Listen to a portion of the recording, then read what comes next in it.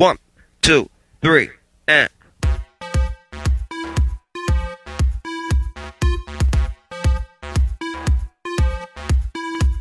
뒤에 배경이 넥살 로고라서 그래 넣을까? 넥살 써놓을까요? 좀 거시기 한데요. 안녕하세요. 블로터TV 테크포럼 새해 첫 아이템은 빅데이터입니다. 너무 뜨거워가지고요. 뛰고 있습니다, 사람들이. 그래서 전문가를 한번 모셔봤습니다. 넥살의 한재선 사장님입니다. 사장님, 예, 반갑습니다. 반갑습니다. 예. 요즘 바쁘시죠? 예, 많이 바쁘죠. 예, 빅데이터가 요새 또 많이 뜨고 있고, 네. 그리고 문의도 많이 들어오고 있고, 그리고 저희들이 계속 하고 있는 일들도 계속 바빠지고 있어가지고. 예. 근데 이제 시장이 이렇게 돌아다 보니까 너무 빅데이터 뜨겁고, 예. 올해 진짜 모든 외산 밴더부터 시작해가지고 다 화두가 빅데이터라고 얘기를 하는데, 예. 다들 고객도 만나보면 빅데이터가 진짜 뭐냐 이런 얘기도 많아서, 그래서 오늘 진짜 말씀을 좀 나누고 싶었거든요. 예. 근데 진짜 빅데이터 하는데 진짜 빅데이터가 뭔지 간단히 좀 설명 좀 부탁드리겠습니다. 사실 빅데이터는 말 그대로 큰 데이터죠. 큰 데이터인데, 얼마까지를 큰 데이터로 볼 것이냐 하는 이견이 많이 있어요. 근데 설문조사한 거 보면 대충 엔터프라이즈 쪽에서는 수십 테라바이트 정도를 빅데이터라고 많이들 인식을 하고 있고, 근데 서비스 업체들, 페이스북이나 구글이나 이런 쪽에서는 수십 페타바이트까지를 빅데이터라고 보고 있는데, 사실 제가 보는 관점에서는 빅데이터라고 하면 뭐냐면, 기존에는 커스터머에 대한 고객 정보라든가 이런 거를 다 DBA 정도에만 담고, 그리고 어떤 사용 이력이나 이런 것들을 다 DB에 담아서 분석을 했잖아요. 근데 이제 어떤 걸 하기 시작했냐면은, 개개인의 사용자가 남긴 모든 이력들, 어떤 로그라든가 이런 것들에 대해서 이제 보기 시작했다라는 것이거든요. 이 데이터는 지금까지 건드리지 않았던 부분이에요. 즉 로그로 쌓고 DB에 들어가기 너무 크니까 말하자면 로 데이터예요. 원본 데이터. 기존까지는 DB에다 이걸 요약을 해서 정리를 해서 넣는 형태인데, 이제는 이렇게 로 데이터 자체를 분석을 해야, 그래야 진정한 커스터머의 니즈를 파악을 할 수 있고 시장의 상황을 알 수 있다 라고 해서 이걸 분석하기 시작한 게 제가 생각하기로는 빅데이터의 시작이 아닐까라고 생각하고 있습니다. 진짜 그걸 하면 진짜 사용자들이 어떤 걸 알아낼 수 있는 거예요? 예를 들자면 그런 거겠죠. 페이스북에서 사용자들이 어떤 코멘트를 쓰거나 어떤 자기 액티비티를 계속 업데이트를 하지 않습니까? 스테이터스를 업데이트 하는데 그런 것들이 계속 쌓이고 있어요. 그러면은 이 사용자들의 이 정보를 계속 쌓다 보면, 이 사용자는 주로 쇼핑을 좋아하는 사용자다. 쇼핑을 좋아하는데 핸드백 구매하는데 굉장히 관심 많은 사람이다. 라든가 이런 정보를 분명히 알 수가 있죠. 그리고 사실 이런 거는 이제 그냥 서비스를 예를 든 건데, 서비스 말고 예를 들면 통신회사에서 전화 콜로그 계속 남잖아요. 그러면 그런 콜로그, 누가 언제 어떤 통화를 했느냐, 이런 것들을 계속 분석을 하다 보면, 예를 들자면은, 어떤 사용자가 계속 콜 드랍률이 계속 높아지고 있더라. 그럼 이 사용자는 조금 있으면은 이탈할 가능성이 있다. 우리 서비스를 해지하고 다른 데로 갈 가능성이 있다. 그래서 서비스를 좀 더 개선을 할 수도 있고요. 이렇게 다양한 방면에서 응용을 할 가능성이 많이 있습니다. 근데 그럼 고객들도 만나봤는데 어디서부터 접근해야 될지 그것도 모르고, 그리고 또 해외 쪽에서는 경영학자, 언어학자, 엔지니어 이렇게 한 팀을 꾸려야 이게 된다. 이런 얘기도 가이드도 나오고 하는데, 보시기에 진짜 엔터프라이즈 고객들이 빅데이터에 관심은 많은데 어떻게 접근했으면 좋겠다, 이런 가이드 같은 걸 주셨으면. 사실 빅데이터라는 부분이 제가 객관적으로 볼 땐 거품이 좀 있어요. 거품이 분명히 있고요. 솔직히 빅데이터를 안 가지고 있는데도 빅데이터 얘기를 하기 시작하는데, 그렇죠. 오히려 빅데이터라는 부분을 접근하지 말고 데이터에 대한 가치를 이제 새로 재발견한다는 측면에서 봐야 된다라고 저는 지금 생각을 있는 데이터 하고요. 자체를. 그렇죠. 지금 있는 데이터 자체도 사실 각각의 기업마다 제대로 못 활용하고 있는 케이스가 훨씬 많습니다. 데이터를 쌓아놓고 이걸 가지고 뭔가 고객의 프레퍼런스를 꺼내낸다라든가 또는 자기네들 시스템을 효율성 있게 만드는 무언가를 하는 데가 거의 없어요. 거의 없고 요거조차도 못하고 있는데 빅데이터 이슈가 나오니까 뭔가 빅데이터를 해야 될 거다라고 생각을 많이 하고 있어요. 근데 먼저 지금 가지고 있는 데이터에 대한 분석부터 하셔야 되고 그런 분석을 하기 위해서 뭐부터 해야 되냐면은 사실 지금 데이터 관리가 잘 안 되고 있어요. 각 기업마다. 보통은 각 기업이 가지고 있는 여러 가지 사업 부문이나 여러 가지 팀들의 데이터들이 다 나눠져 있습니다.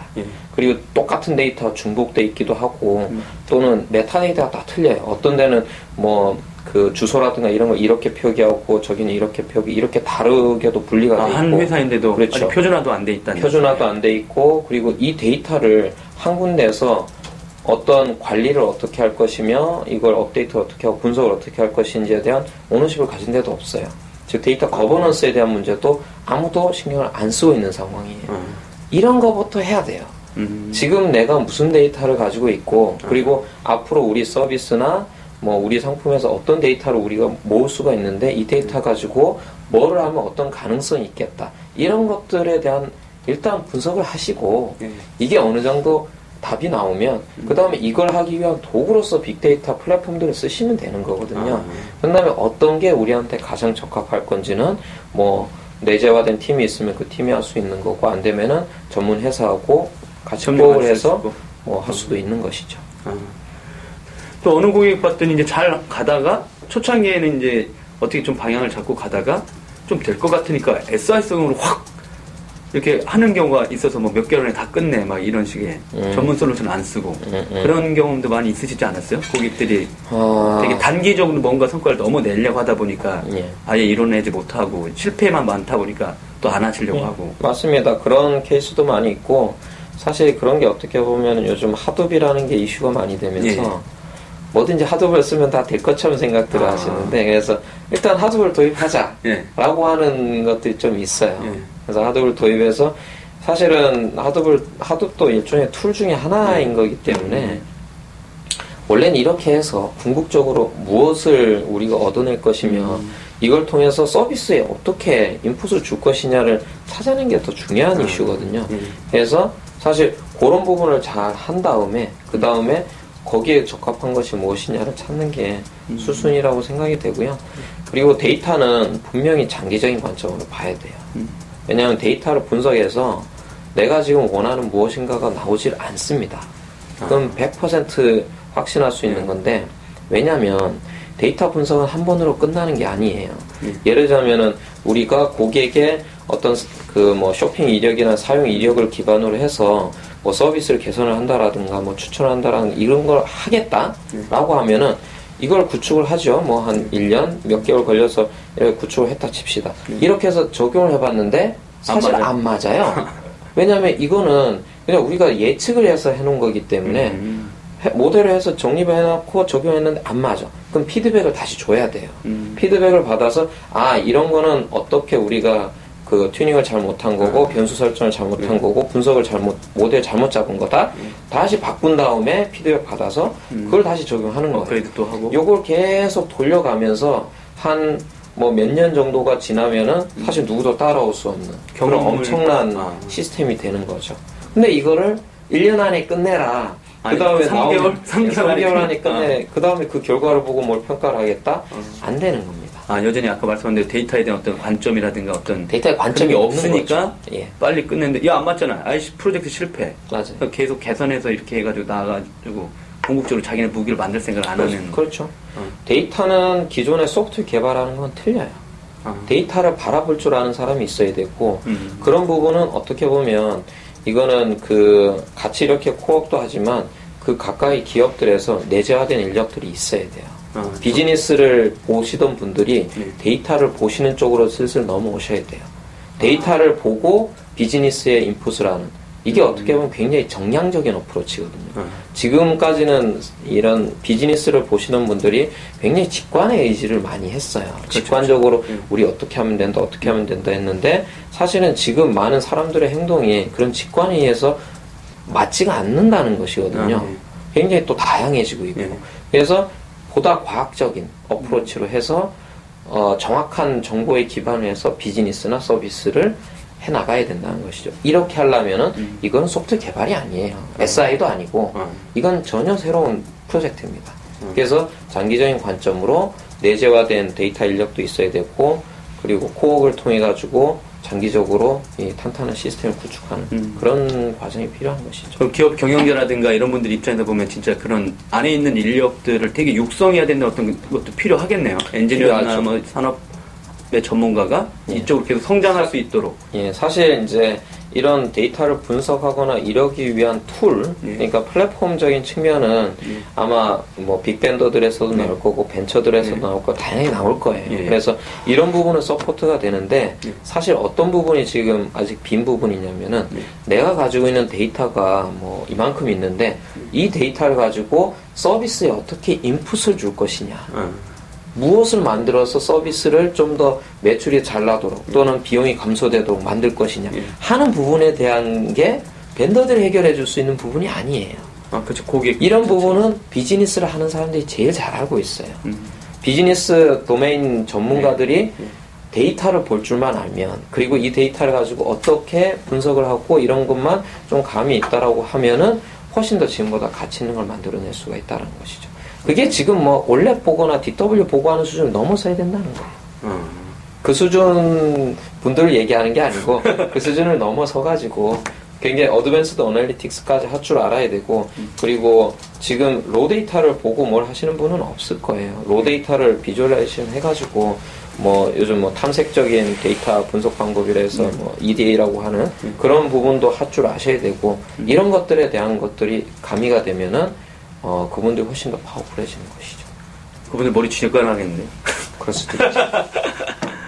아, 근데 이제 뭐, 넥스알 쪽 소개를 잠깐 한번 해보죠. 워낙 오랫동안 준비하셨잖아요, 이쪽에. 예. 그러니까 이런 시장을 보신 거예요? 그렇죠. 저희가 이제, 처음에 2007년부터 시작할 때부터 하둡을 하기 시작을 했고, 예. 사실 그때 원래 어프로치는 이제 구글의 인프라를 저희도 가져야 되겠다라는 시작으로 접근을 했는데 점점 가면서 사실 인프라는 툴이고 중요한 것은 사실 데이터다. 데이터라는 게 중요한 거고 그 데이터에서 어떻게 가치를 끌어낼 것이냐. 이 부분이 되게 중요하다라고 지금 생각을 하기 시작했고 그리고 그런 거를 잘 할 수 있는 이런 툴들하고 그리고 이런 거를 할 수 있는 분석 서비스 이런 것들을 지금 만들어내고 있는 것이죠. 시장에 뭐 이렇게 소개할 만한 어떤 서비스가 있나요? 저희는 지금 이제 해외 쪽으로 주로 소개를 하고 있는데 우리나라 고객은 별 관심 없으시군요. 그런 건 아니에요. 이제 우리나라도 이제 저희가 어느 정도 이제 이 정도 되면은 저희가 나가면 되겠구나라고 준비가 될 때 아마 내년 상반기 정도 될 것 같아요. 내년 상반기 정도부터는 국내 고객들 그리고 글로벌 고객들하고 같이 이게 사실 플랫폼만 들어간다고 되는 게 아니고 아마 토탈 솔루션이 들어가야 돼요. 그게 뭐냐면 방금 말씀드린 가치를 끌어내는 작업을 아마 저희들하고도 같이 하셔야 돼요. 무슨 데이터를 봐야 되고 그 데이터에서 뭘 뽑아내는데 거기 위해서는 어떤 엔진을 쓰고 그 위에서 어떤 분석 모델을 잡고 어떻게 개발을 하자 이런 것들을 같이 들어가야 돼요. 즉 일부분은 저희가 플랫폼이 들어갈 수 있지만 일부분은 그런 컨설팅 하는 그런 서비스도 같이 들어가요. 당분간은 아마 그런 형태로 시장이 형성될 거예요. 그래서 저희가 지금 주로 개발을 해서 론칭을 시키고 있는 거는 주로 오픈소스 기반으로 가는 거예요. 그래서 뭐 하둡도 그 중에 하나고 그리고 오픈소스 루싱 기반의 검색 엔진도 있고 그리고 로그를 수집하는 여러 가지 시스템이라든가 그리고 뭐 관리 쪽의 툴이라든가 이런 것들을 또는 이제 뭐 R 같은 그 어드밴스드 언어의 고급 분석을 할 수 있는 소프트웨어 이런 거 다 하나의 그 플랫폼으로 묶은 것이죠. 이렇게 묶어가지고 이 플랫폼만 있으면 데이터의 양도 상관없이 저장을 할 수가 있고 여기에서 뭐 단순한 ETL 분석부터 해서 굉장히 병렬적으로 돌아가는 ETL부터 해서 뭐 에도 콜이라든가 또는 뭐 고급 분석까지 다 할 수 있는 이런 플랫폼 개발을 하고 있는 것이죠.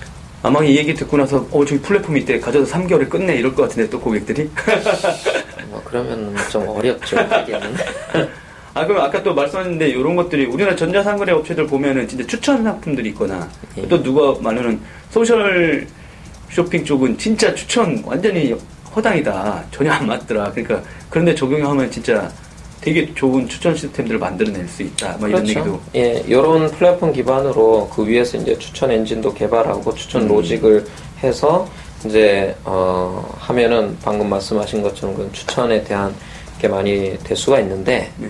네, 사실 추천이라는 부분도 저희가 오랫동안 해온 건데 네. 이런 게 이제 데이터 분석을 아시는 분하고 모르시는 분하고 차이인데 추천이라는 게 사실 굉장히 문화적인 걸 많이 타요. 예를 들자면은 음악을 추천을 하겠다고 하면 국내는 굉장히 바이어스가 많이 돼 있어요. 탑백을 추천한 게 나아요. 오히려. 그 뭐 누구의 프레퍼런스 해가지고 할 만큼의 우리나라에 아직은 다양성이 없어요. 그나마 영화는 좀 더 나아요. 뭐 넷플릭스가 영화 추천을 성공을 했잖아요. 그리고 아마존이 책 추천을 성공하고 이런 것들은 어떻게 보면 해외에는 그만큼의 데이터 양이 많아요. 아이템이 많아요. 아이템이 많고 그 소비자 수도 많아요. 그러다 보니까 그리고 소비자의 다양성이 굉장히 많아요. 그러다 보면 추천이 잘 맞아 떨어지는 거예요.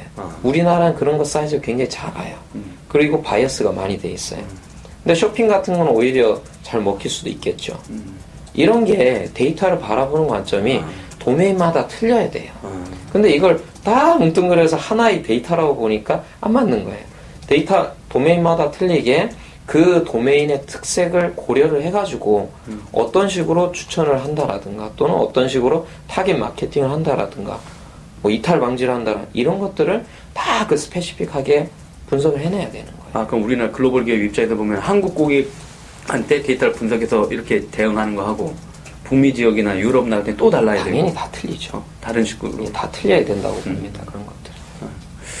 아니 국내 벤처기업이라 그것도 여쭤보고 싶었거든요. 외산 벤더들이 아까 말씀하신 대로 뭐 다 이쪽 빅데이터 뜬다고 해서 올해 화두로 내걸고 있는데 우리나라 기업 고객들은 그냥 안전빵 선택하겠다. 그랬을 때 좀 벤처기업 입장에서 좀 어떤 아쉬움이나 아니면 그런 건 없으세요? 사실 지금 빅데이터 쪽은 국내에서는 사실 뭐 되게 크게 무슨 업체들이 막 나와서 이렇게 경쟁한다기보다는 글로벌 벤더들이 주로 경쟁을 하고 있죠. 주로 이제 스토리지 쪽을 했던 업체들, 분석을 했던 업체들 위주. 그리고 또 미국에서 보면은 벤처들이 많이 나와요. 근데 누구도 지금 그 도미넌트한 플레이어가 없어요. 다들 지금 스타팅 포인트에 서 있다고 보시면 되고요. 동일한 상에 있다. 근데 이제 이게 고객들 입장에서는 그 자기가 가지고 있는 데이터 양 그리고 앞으로 증가될 데이터 양 그리고 여기에 따라서 우리가 해야 될 분석에 대한 이런 것들을 제대로 한번 그림을 그려보시고 여기에 각각이 맞는 솔루션이 있어요. 여기 어떤 것들은 오픈소스가 아니고 벤더께 더 맞는 것도 있어요. 그냥 벤더 거 심플하게 도입해다가 그냥 간단하게 이렇게 딱 하고 끝내. 뭐 이런 것도 있어요. 그런 거에는 벤더 걸 쓰는 게 맞고요. 근데 이제 주로 오픈소스 쪽을 어프로치를 많이 하는 쪽은 이제 자기네들 데이터 굉장히 방대하게 증가될 가능성이 많이 있고 그러다 보니까 비용 효율적으로 그렇죠. 비용 효율적으로 구축을 해야 되고 향후에 몇 년 후에도 계속 이 시스템으로 계속 확장이 되어야 될 경우에는 오픈소스가 훨씬 더 나은 어프로치라고 볼 수가 있죠. 알겠습니다. 또 연초부터 바쁘신데 시간 내주셔서 너무 고맙습니다. 아닙니다. 찾아와 주셔서 감사합니다. 보셨으면 아시겠지만 진짜 빅데이터가 가장 큰 화두긴 한데요. 진짜 전문가의 말씀을 요약하면 여유 있게 좀 데이터에 대해서 다시 바라볼 수 있는 어떤 내부 비즈니스 전문가들의 인사이트 좀 필요하니까 그쪽 조직도 좀 만들어 놓고 천천히 가시고 내부에서 우리 빅데이터 기존에 있는 데이터를 다르게 바라보자 이런 쪽의 조언인 것 같습니다. 여러분도 뭐 너무 빅데이터에서 겁먹지 마시고요. 천천히 이렇게 접근해 보시면 좋은 성과들이 많이 나올 것 같습니다. 새해 복 많이 받으시고요. 다음에 또 찾아뵙겠습니다. 감사합니다. 네, 감사합니다.